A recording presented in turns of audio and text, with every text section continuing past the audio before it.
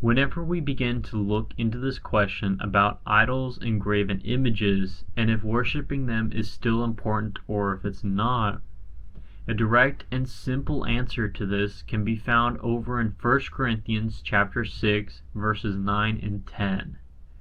Do you not know that the unrighteous shall not inherit the kingdom of God? Do not be deceived, neither fornications, nor idolaters, nor idolaters, nor abusers, nor homosexuals, nor thieves, nor covets, nor drunkards, nor revilers, nor extortioners shall inherit the kingdom of God.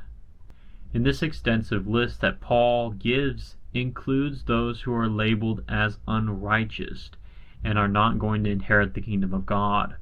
The second example that we are given in this is idolaters, which clearly provides an answer to our question if idolatry is something that is still very important. And this verse is not alone here.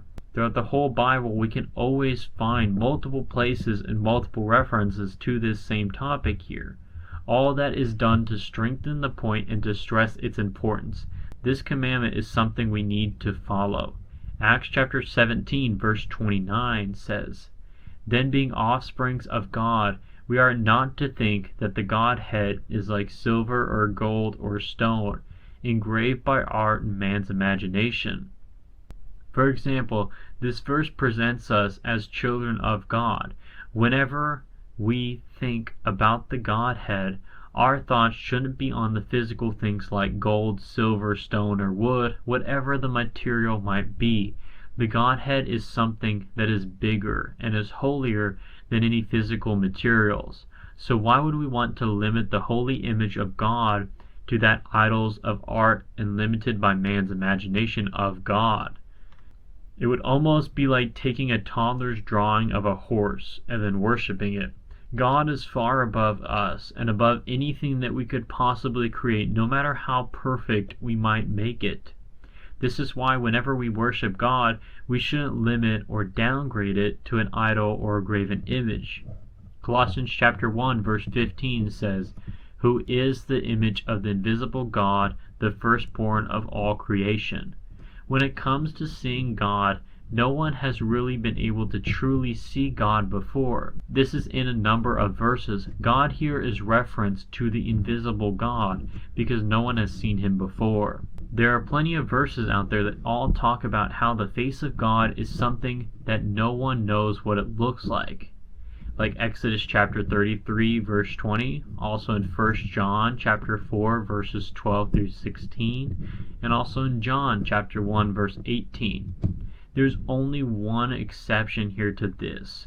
We can see that over in John chapter 6 verse 46. In this we see that only Jesus is the Son of God, the one that is from God in the literal sense, compared to everyone else who is with him in the spiritual sense of the word child of God. Jesus is the only other person who had been able to truly see God. However, for everyone else, we have no idea what God truly looks like.